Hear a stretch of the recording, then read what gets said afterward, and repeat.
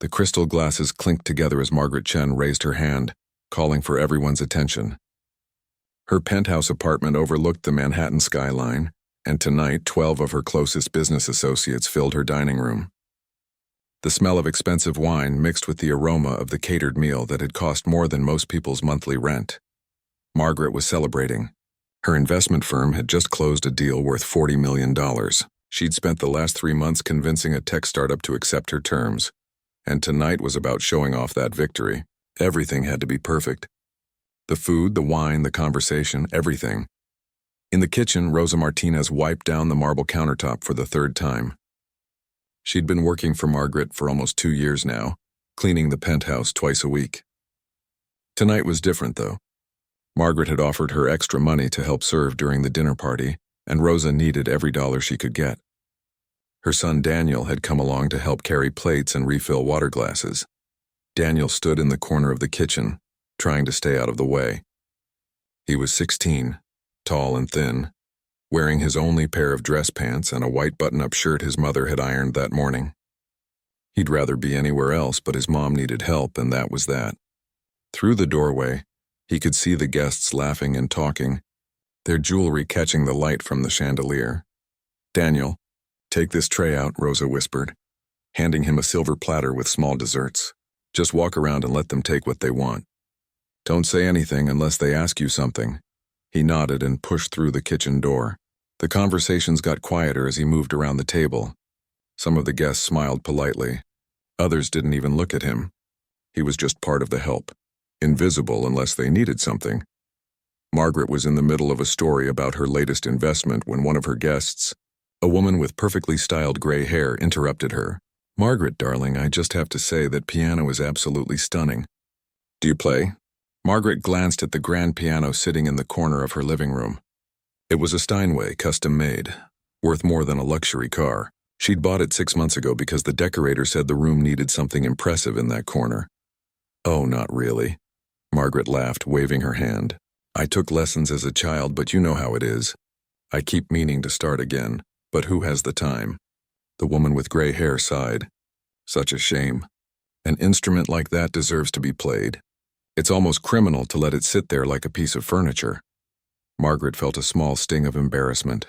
The piano had cost her a fortune, and she'd touched it maybe twice since it arrived. But she wasn't about to admit that in front of her guests. Just then, Daniel walked past with the dessert tray. Margaret's eyes followed him, and suddenly an idea popped into her head. A way to deflect the attention and maybe even entertain her guests. "You there," she called out, not even using his name. Rosa's son. "Do you play piano?" Daniel froze. Every head in the room turned to look at him. He felt his face getting hot. A little bit, ma'am." Margaret smiled, pleased with herself. "Well then, why don't you play something for us? Give that piano some use." The room went quiet. A few guests exchanged glances. One man smirked into his wine glass. Daniel looked toward the kitchen, trying to catch his mother's eye. Through the doorway, he could see Rosa's face tight with worry and embarrassment.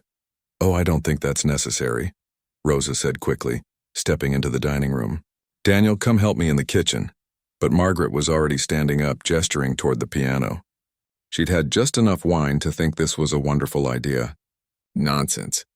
Come on, it'll be fun. Just play something simple. Mary Had a Little Lamb or whatever you know from school." Daniel's hands were shaking as he set down the tray. He wanted to disappear. He wanted to tell his mother they should just leave. But he also saw something else in that room. He saw that beautiful piano, the one he'd admired every time he came here to help his mom clean. He'd walked past it dozens of times, never daring to touch it. He'd taught himself to play on a broken keyboard they'd found at a thrift store 3 years ago. Half the keys stuck, and it only had 48 keys instead of 88. But he'd learned everything he could from watching videos on his cracked phone screen. He'd sit up late at night with cheap earbuds, watching concert performances and trying to memorize how the pianists moved their fingers. He'd never touched a real piano before. Not once in his life. Rosa tried one more time. "Margaret, please, he's just here to help serve. Let's not—" "It's okay, Mom," Daniel heard himself say. His voice didn't sound like his own. He walked toward the piano like he was in a dream. Margaret had already sat back down and picked up her wine glass. She turned back to her conversation with the man next to her. half listening for whatever simple tune the kid would plunk out. She figured he'd play for 30 seconds, everyone would clap politely, and then they'd move on to talking about the stock market. Daniel sat down on the piano bench. His worn sneakers looked out of place against the pristine white carpet. He could feel everyone watching him. Some of them were still talking quietly, not even pretending to pay attention. He heard someone chuckle. His hands hovered over the keys. They were so white, so perfect. Nothing like the yellowed, sticky keys of his broken keyboard at home. He took a breath and placed his fingers down. What happened next? Nobody in that room was prepared for. The first notes of Rachmaninoff's Piano Concerto No. 2 filled the apartment. Not hesitant, not fumbling, but powerful and sure. Daniel's hands moved across the keys like they'd been doing this on instruments like this his whole life. The talking stopped. Wine glasses paused in midair. Forks were set down on plates with soft clinks. Margaret's head snapped around, her eyes wide. The music poured out of that piano like water breaking through a dam. Every note was exactly where it should be. Daniel's fingers flew across the keys, his whole body moving with the music. His eyes were closed. He wasn't in that penthouse anymore. He wasn't the help's son. He was just the music. In the kitchen doorway, Rosa had her hand over her mouth, tears streaming down her face. She'd heard Daniel practice on that terrible keyboard at home, but she'd never heard him like this. She'd never heard what he could really do. Margaret sat frozen in her chair, the wine glass forgotten in her hand. Her face had gone pale. Around the table, every single person was staring at Daniel, mouths open. The boy she'd called over as an afterthought, as entertainment, as something to fill an awkward moment, was playing like he belonged on a concert stage, and she'd almost sent him back to the kitchen without a second thought. The last note hung in the air like something sacred. Daniel's hand stayed on the keys for a moment, and then he opened his eyes. The room was completely silent. He suddenly remembered where he was and felt his stomach drop. Had he done something wrong? Had he embarrassed his mother? Then the applause started. It wasn't polite clapping. It was the kind of applause that comes from people who've just witnessed something they can't quite believe. The woman with gray hair was on her feet, and soon everyone else was standing too. One man was actually wiping his eyes. Daniel stood up quickly from the bench, his face burning red. He didn't know what to do with his hands. He'd never performed for anyone before. The broken keyboard at home was his secret, his escape from everything else in his life. Margaret slowly set down her wine glass. Her hand was shaking slightly. She looked at Rosa, who was still standing in the kitchen doorway with tears on her cheeks, and something twisted in Margaret's chest. How had she not known? How had this boy been coming to her home for months and she'd never bothered to ask a single thing about him? The woman with gray hair walked straight over to Daniel. "Young man, where do you study? Juilliard Prep? Manhattan School of Music?" Her voice was intense, almost demanding. Daniel shook his head, confused. I don't study anywhere, ma'am." "What do you mean you don't study? Who's your teacher?" "I don't have a teacher." Daniel's voice was barely a whisper now. I watch videos online and practice at home." The room got very quiet again, but this time it was a different kind of quiet. The woman with gray hair looked at him like he'd just spoken another language. "You're self-taught? That piece you just played? You learned that from videos?" Daniel nodded. He caught his mother's eye across the room. Rosa looked terrified, like she wanted to grab him and run out the door. Margaret finally found her voice. "Rosa, can I speak with you in the kitchen?" "Please?" Rosa's face went pale, but she nodded. Daniel watched his mother follow Margaret through the doorway, and his stomach twisted with worry. Was his mom going to get fired? Had he ruined everything? In the kitchen, Margaret turned to face Rosa. She didn't know what to say. "I'm sorry," seemed too small. "I had no idea," seemed like an excuse. Finally, she just asked, "Why didn't you tell me your son could play like that?" Rosa's hands twisted together. "You never asked about my son, Margaret. You never asked about anything except whether the floors were clean or if the windows needed washing." The words hit Margaret like a slap. They weren't said with anger, just with a tired kind of truth that was somehow worse. "How long has he been playing?" Margaret asked quietly. 3 years, maybe 4. He found an old keyboard at the thrift store. Most of the keys didn't work right, but he saved up his money from helping me with cleaning jobs and bought it for $15. Rosa's voice cracked a little. He practices every night after he finishes his homework. Sometimes I wake up at 2 in the morning and hear him playing with his headphones on, trying not to wake his little sister. Margaret leaned against the counter. She'd spent millions of dollars investing in startups, claiming she had an eye for exceptional talent. But she'd been blind to this. Through the doorway, they could hear the guests talking excitedly to Daniel.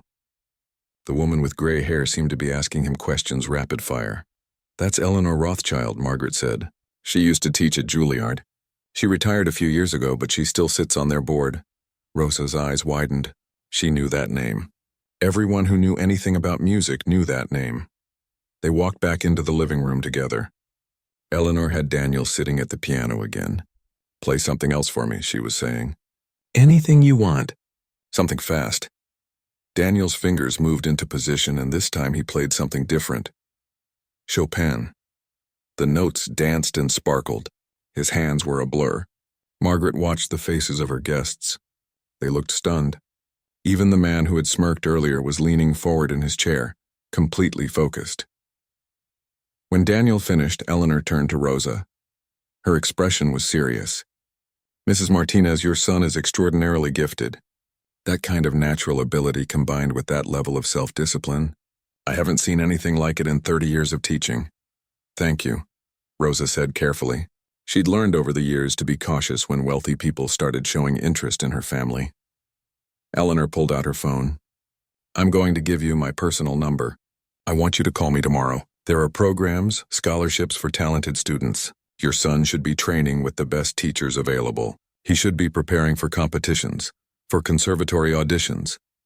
Rosa took the number with shaking hands, but her face showed worry more than joy. Daniel saw it and his heart sank. He knew what his mother was thinking. Programs cost money. Even with scholarships, there would be costs. Transportation, materials, time away from the work that kept their family fed. The other guests crowded around Daniel now, asking questions. Where did he go to school? What other pieces did he know?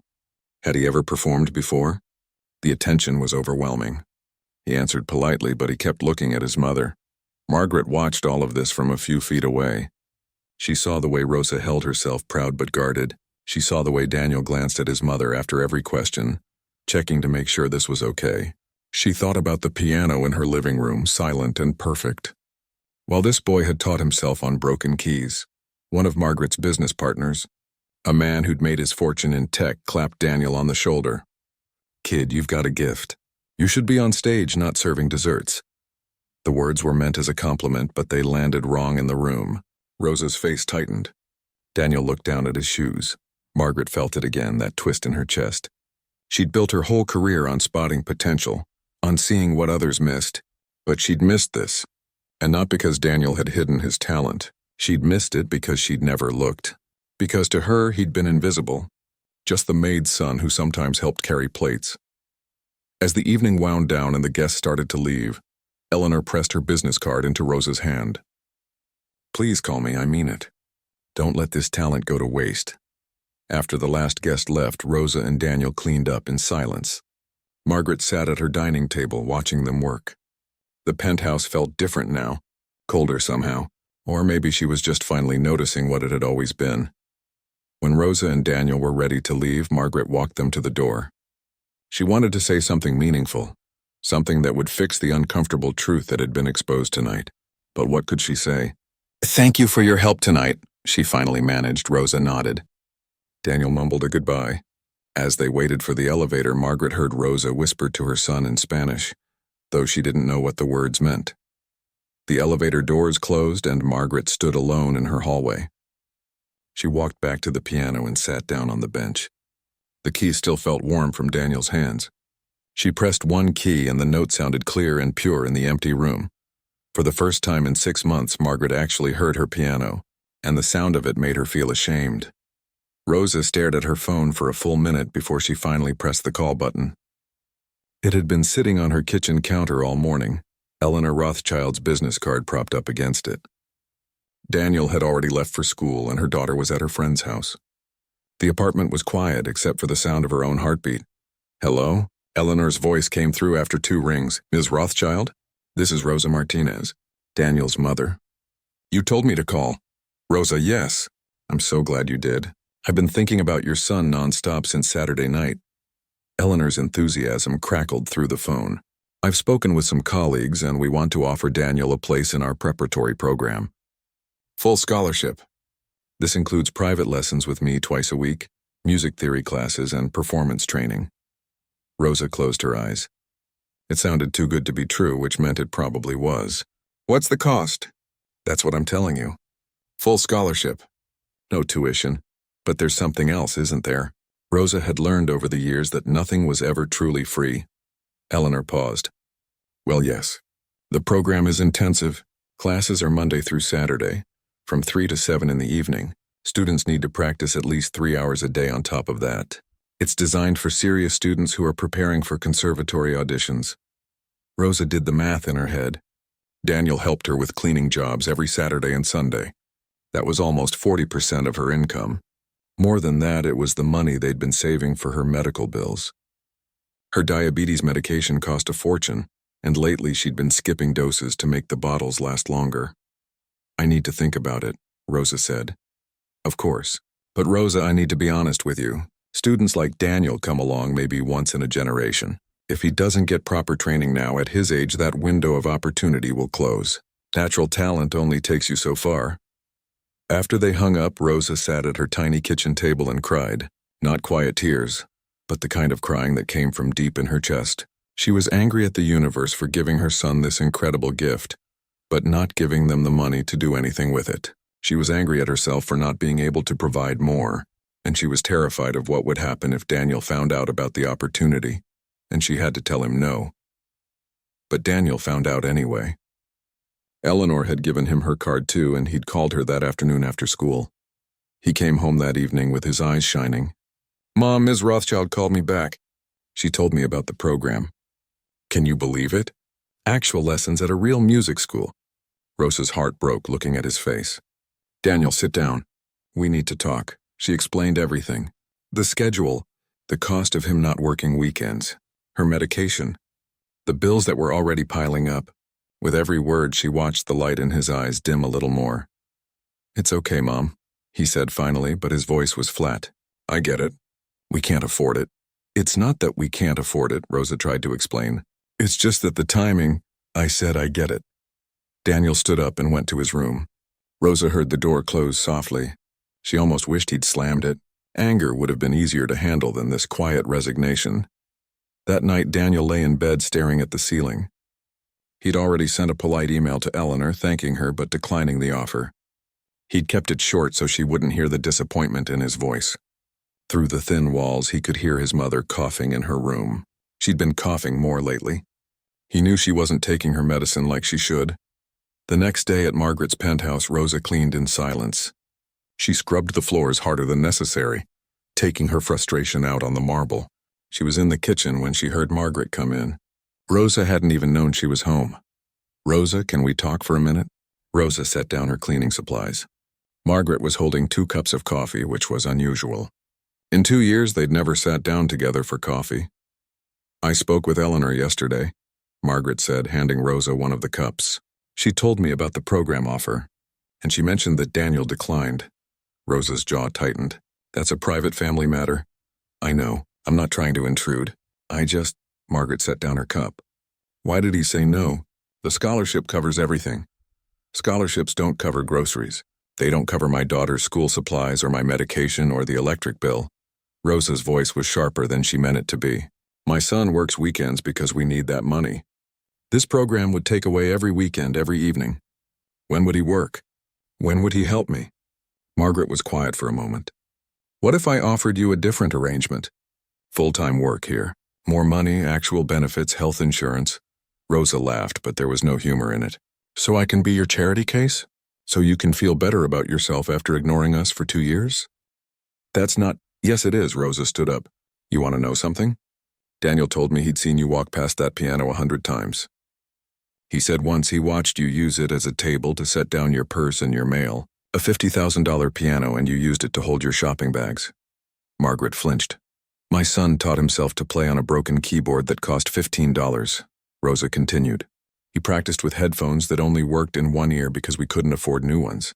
And he never complained, not once. Because that's what you do when you love something. You find a way.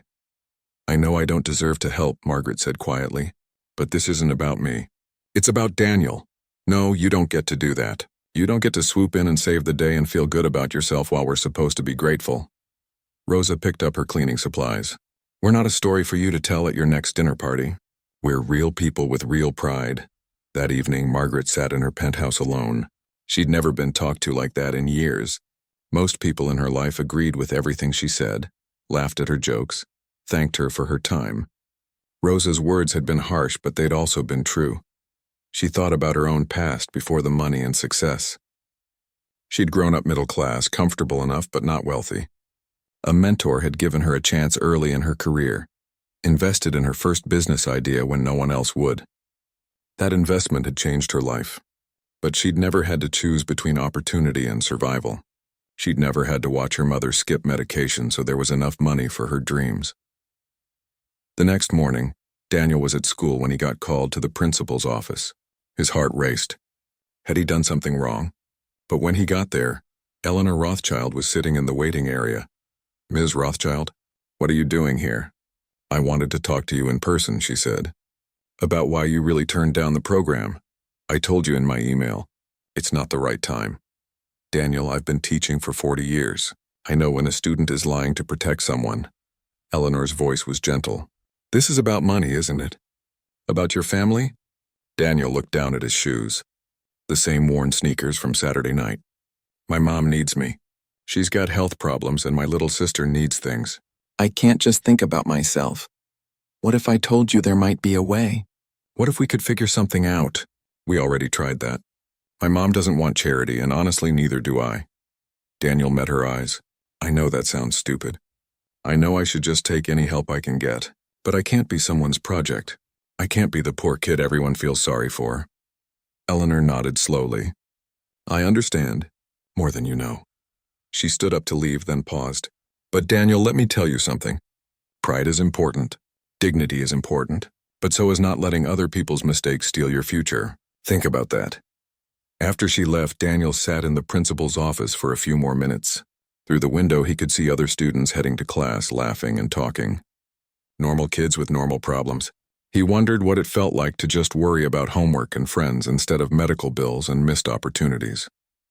That night, Rosa found Daniel in his room, sitting at his broken keyboard. He wasn't playing. Just staring at the keys. I'm sorry, she whispered from the doorway. It's not your fault, Mom. I know, but I'm still sorry. She sat down next to him on the bed. You deserve this chance. You deserve so much more than what I can give you. Daniel leaned against her shoulder. We'll figure something out. We always do. But for the first time in his life, he wasn't sure he believed it. Margaret did something she hadn't done in 15 years. She took the subway to Queens. Her assistant had offered to arrange a car service, but Margaret said no. She wanted time to think, and somehow the rumbling train helped clear her head. She checked the address on her phone 3 times before she found the right building. It was old but clean, with a small garden out front that someone clearly cared for. She stood outside Rosa's apartment door for a full minute before she knocked. She'd rehearsed what she wanted to say on the train, but now all those words felt wrong in her mouth. Rosa answered the door in sweatpants and an old t-shirt, clearly not expecting visitors. Her eyes widened when she saw Margaret. What are you doing here? I wanted to talk. Can I come in? Rosa hesitated, then stepped aside. The apartment was small, maybe a quarter the size of Margaret's living room, but it was tidy and warm. There were family photos on the walls, books stacked neatly on a shelf, and in the corner that broken keyboard Daniel had learned on. Margaret walked over to it. Several keys were held together with tape. The power cord was frayed and wrapped in electrical tape. She pressed one of the working keys, and the sound that came out was tinny and wrong. He learned Rachmaninoff on this, Margaret said, and it wasn't a question. He learned everything on that. Rosa crossed her arms. Margaret, why are you here? I need to show you something. Margaret pulled out her phone and opened a photo. This is me when I was 23. The photo showed a younger Margaret in a tiny studio apartment, sitting at a desk covered in papers and empty coffee cups. She looked exhausted but determined. That was my first startup. I was working 3 jobs to keep it going, sleeping maybe 4 hours a night.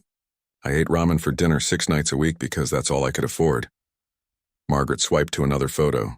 This is David Chen. He was the first person to invest in my company. $50,000 when no one else would give me a dime. Rosa looked at the photo of an older Asian man with kind eyes. Your husband? My uncle. He'd saved that money for 20 years. It was supposed to be his retirement fund. Margaret's voice got quiet. He believed in me when I was nobody. When I was just a kid with an idea and no money and no connections. He gave me a chance, and that's a nice story, Rosa said carefully. But I don't see what it has to do with us. He died 5 years ago. Lung cancer. Margaret put her phone away. The last thing he said to me was that money isn't meant to be hoarded.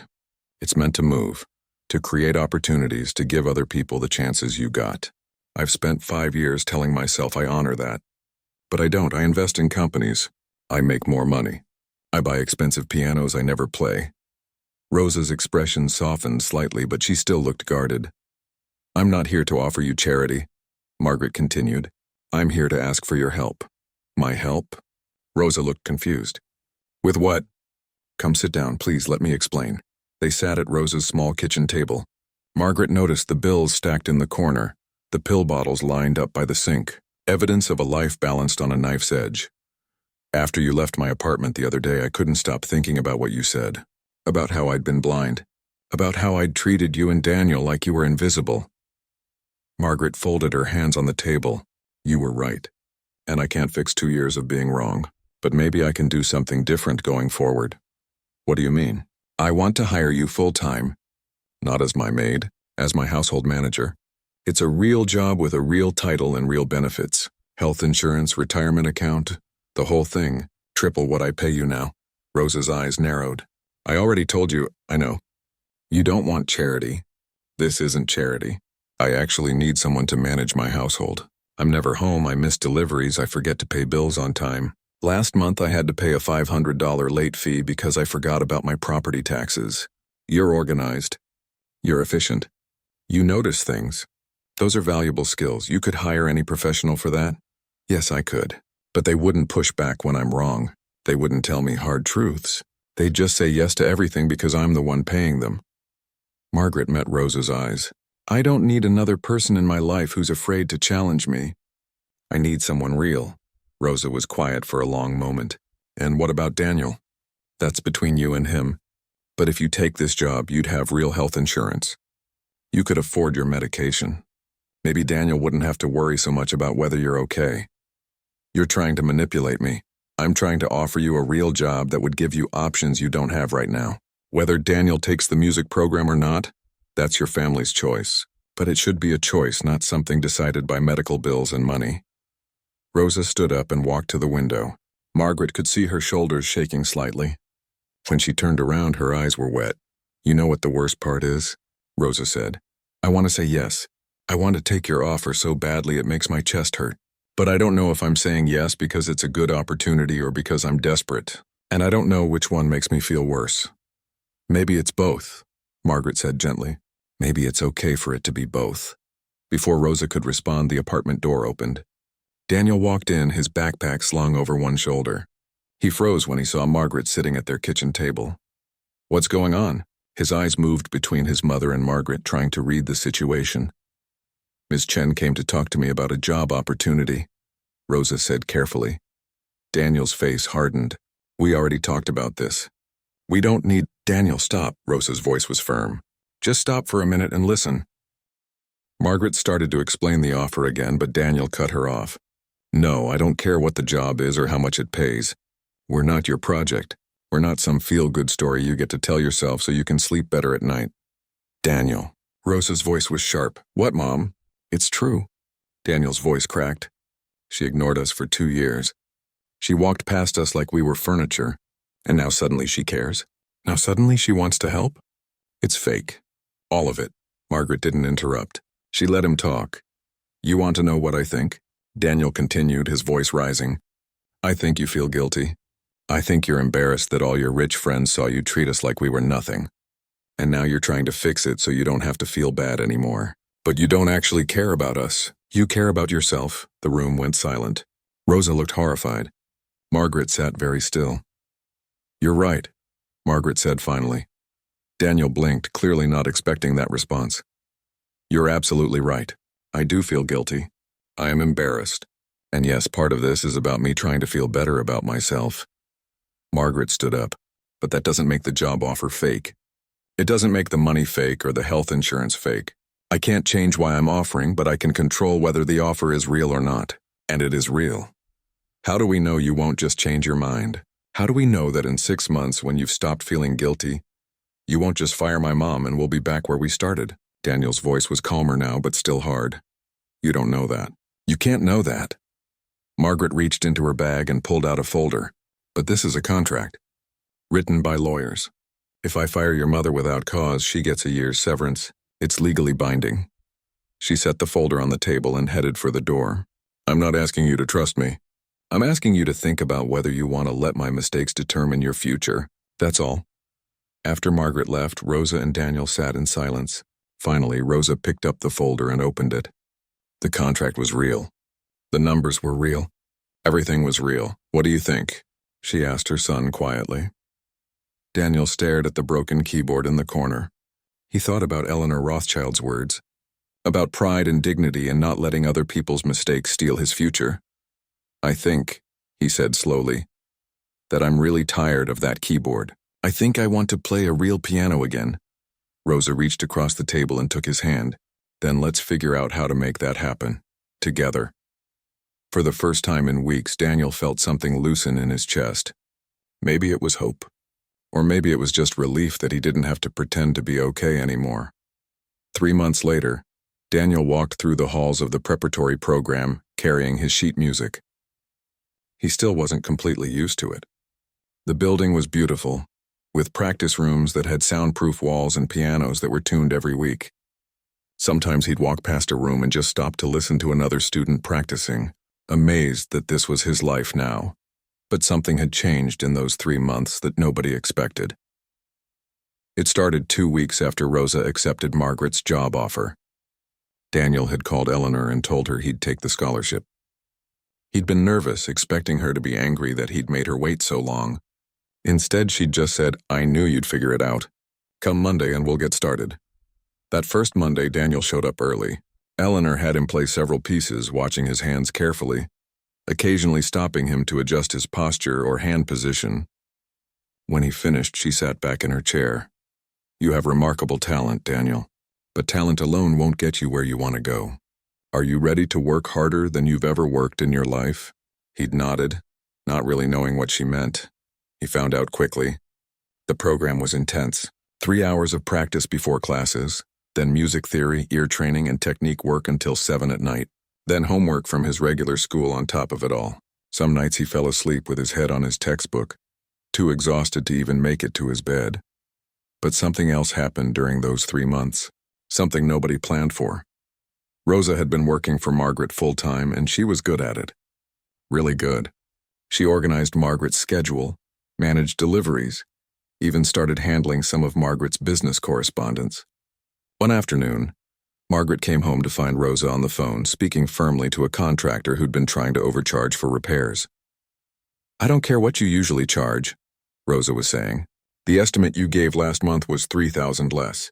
Either you honor that price or I'll find someone else. She hung up and saw Margaret watching. Sorry, was I overstepping? No, Margaret said, impressed. That was perfect. How did you know he was overcharging? I've been managing tight budgets my whole life. You learn to spot when someone's trying to take advantage. Margaret sat down at the kitchen counter. Rosa, have you ever thought about doing this professionally? Property management, operations, that kind of thing. Rosa laughed. I barely finished high school. Nobody's going to hire me for anything like that. I just did. Over the next few weeks, Margaret started bringing Rosa to meetings with her, not as an assistant, but as someone whose opinion she valued. Rosa had a way of seeing through complicated business proposals and spotting problems that Margaret missed. She understood people in a way that Margaret, for all her education and success, didn't. One evening, they were reviewing a pitch from a startup that wanted funding. Margaret was excited about it, but Rosa frowned as she read through the proposal. What's wrong? Margaret asked. This business plan. It's designed for rich people. Look at the pricing. Nobody in my neighborhood could afford this, and there are a lot more people in neighborhoods like mine than neighborhoods like yours. Margaret looked at the proposal again, seeing it through different eyes. Rosa was right. The startup would fail because it was ignoring most of the market. You should tell them that, Margaret said. Me. Tell some startup founder their idea won't work? Yes, you. Your perspective is valuable, Rosa. Maybe more valuable than you realize. That conversation sparked something in Rosa. She started thinking about the problems she'd faced in her own community. The lack of resources, the talented kids who never got opportunities because nobody was looking for talent in poor neighborhoods. One night, she was waiting for Daniel to finish his practice session when she started talking to some other parents in the waiting room. She learned that many of them were struggling with the same things she had. Kids with talent but no opportunities. Families making impossible choices between survival and dreams. She mentioned it to Daniel on the train ride home. There should be a program, she said, thinking out loud. Something that helps kids like you. Kids who have talent but no access. Daniel looked at his mother. Why don't you start one? Me? I don't know anything about starting programs. You figured out how to raise 2 kids on almost no money. You figured out how to negotiate with Margaret and get a real contract. You figured out how to help Ms. Chen run her business better. Mom, you're smarter than you think you are. Rosa sat with that thought for a long time. The next week she asked Margaret if they could talk. She'd written out a proposal by hand. Pages of notes about a nonprofit that would provide music education and instruments to children from low-income families. Her hands shook as she explained the idea. Margaret read through the pages carefully. When she finished, she looked up. This is good, Rosa, really good. But you know what would make it better? Rosa's heart sank, expecting criticism. If you pitched it to some actual investors, people who fund nonprofits and social programs, I can't do that. I'm not a business person. Neither was I when my uncle first invested in me, but he saw something in me anyway. Margaret pulled out her phone. I'm setting up a meeting with 3 people I know who fund programs exactly like this. You're going to present this to them. Margaret, I can't. Yes, you can. And Daniel is going to help you. Over the next 2 weeks, Rosa and Daniel worked on the presentation together.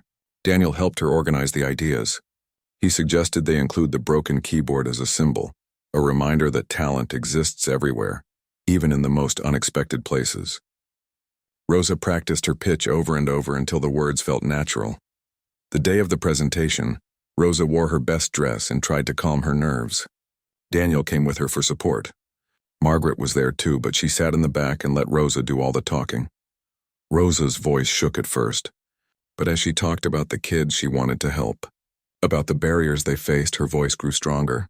She showed them photos of Daniel's broken keyboard. She explained how many talented children never got discovered because no one was looking in their neighborhoods. When she finished, the room was quiet. Then one of the investors, a woman who ran a foundation, started asking questions. Not dismissive questions, but genuine ones. She wanted to know about implementation, about costs, about how they'd measure success.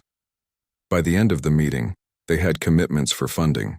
Not everything Rosa had asked for, but enough to start. In the car afterward, Rosa burst into tears. Margaret handed her tissues and didn't say anything, just let her cry. Daniel squeezed his mother's hand. You did it, Mom, he whispered. 4 months after that, the program opened its doors. They called it Second Chance Notes. Rosa ran it part-time while still working with Margaret, who'd become not just her employer but her business partner in this venture. They found donated instruments, recruited volunteer teachers, and reached out to community centers in neighborhoods that looked a lot like the one Rosa had grown up in. Daniel volunteered there every Sunday, teaching kids basic piano. On the wall in the main room, they'd hung his old broken keyboard in a frame. Underneath it, a small plaque read, "Talent doesn't need permission, it just needs a chance." Now, 3 months after the program opened, Daniel stood backstage at a small concert hall. It was his first public performance, a recital that Eleanor had arranged. His hands were sweating. His heart was racing. He peeked through the curtain and saw the audience filling up. Rosa was in the 3rd row, wearing a new dress she'd bought with her own money from her real job with a real salary.